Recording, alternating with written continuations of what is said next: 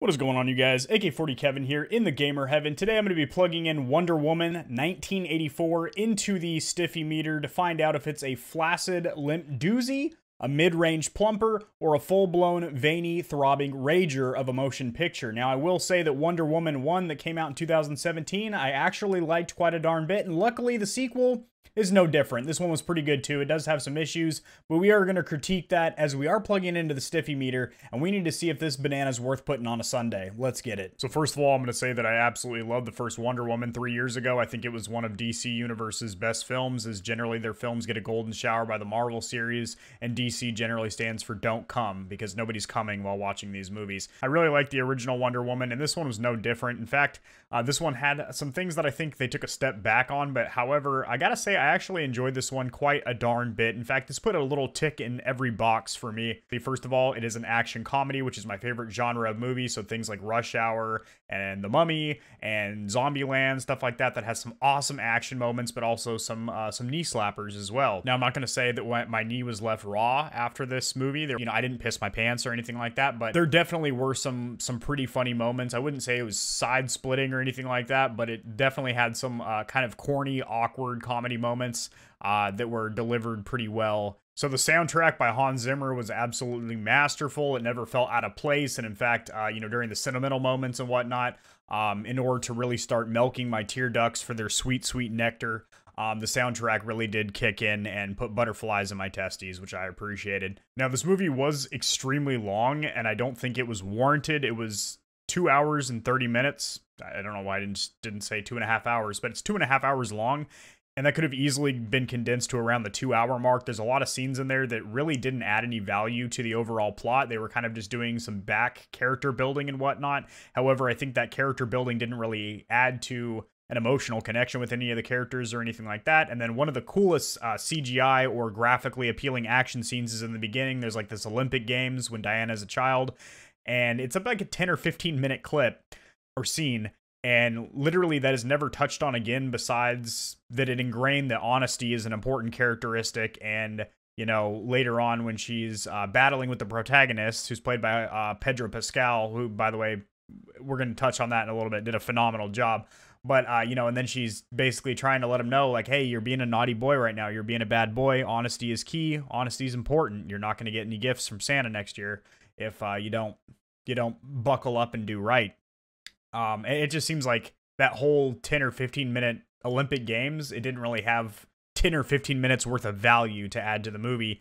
When really they could have had a 45-second sentimental clip with her talking to her mother or something, where she's telling her, like, don't lie. Liars have small penises and loose vaginas.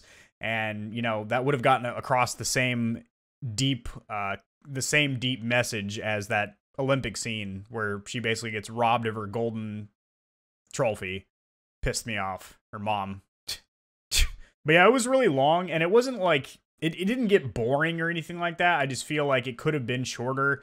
The person I was watching the movie with started passing out near the end of the movie. It was probably just my boring ass company that put her right to sleep, but I feel like it wasn't really as engaging for a 2.5-hour movie as it really needs to be, and it could have been condensed down to about 2 hours. There were some definite overly corny moments, like there's a scene in the mall where there's this robbery going on, and Diana saves the day by stopping these robber type people that are like hanging this little girl over the ledge of a mall, and it's just like everyone, their performances, I don't know if it was purposely supposed to be silly or wacky or what, but they're just like, oh my god, what he gonna do? He's gonna drop that little girl. And like, it just, everyone seemed, they didn't have accents like that. I don't know where it came from, but it seemed ridiculous. Like, it seemed wacky and just like slapstick. It didn't really seem like, I don't know if that's what they were going for, but that really wasn't portrayed, that it was supposed to be like, showing that everyone in 1984 was just like, just like super aloof or what. I didn't understand it.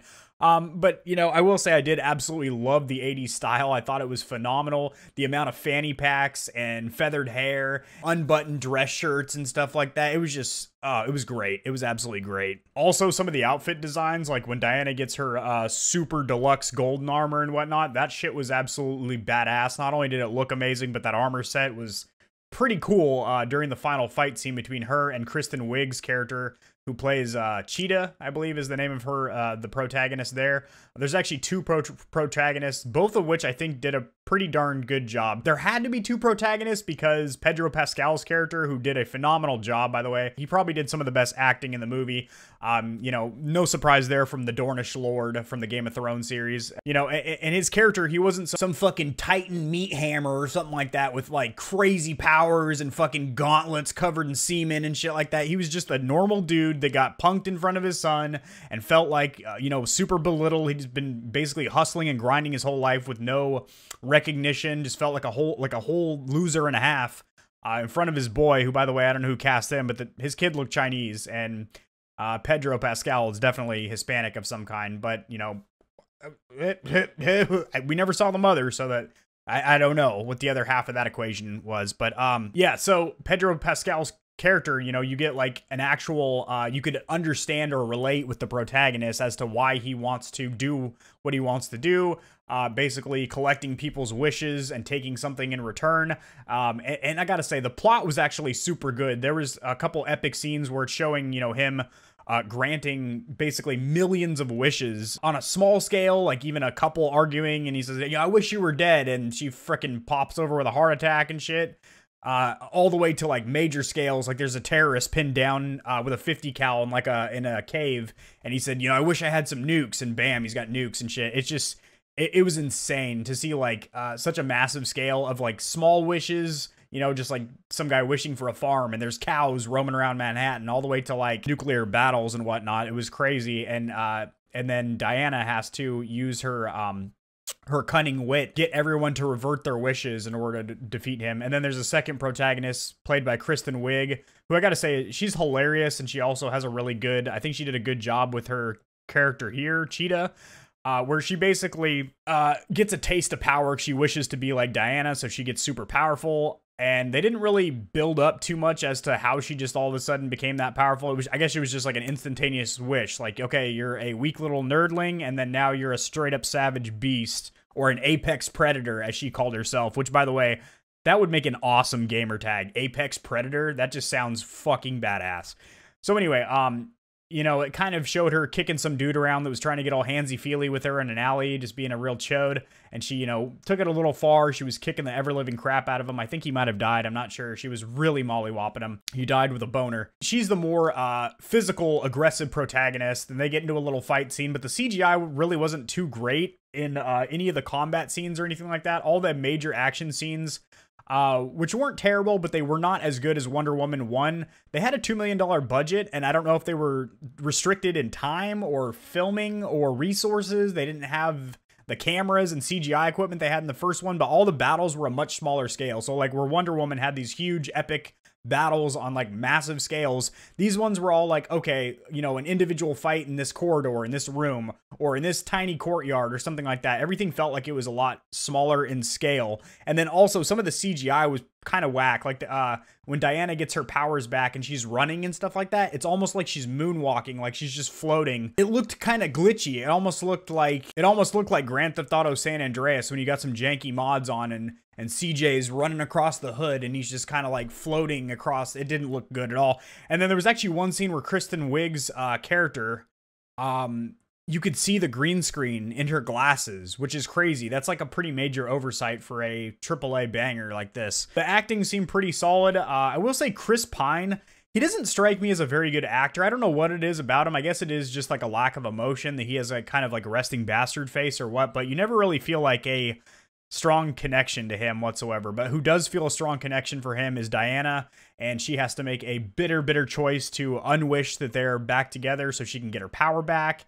And that, you know, that was a real emotional moment. I mean, I got a little dust in my eye from the ceiling fan at that moment, and probably allergies. I ran out of Benadryl this week. But anyway, yeah, so there was a little bit of everything here. There was some comedy moments. There was some action, even though the action wasn't great. I feel like it hit a little bit of everything, even though it did everything okay, but no one thing great, if that makes sense.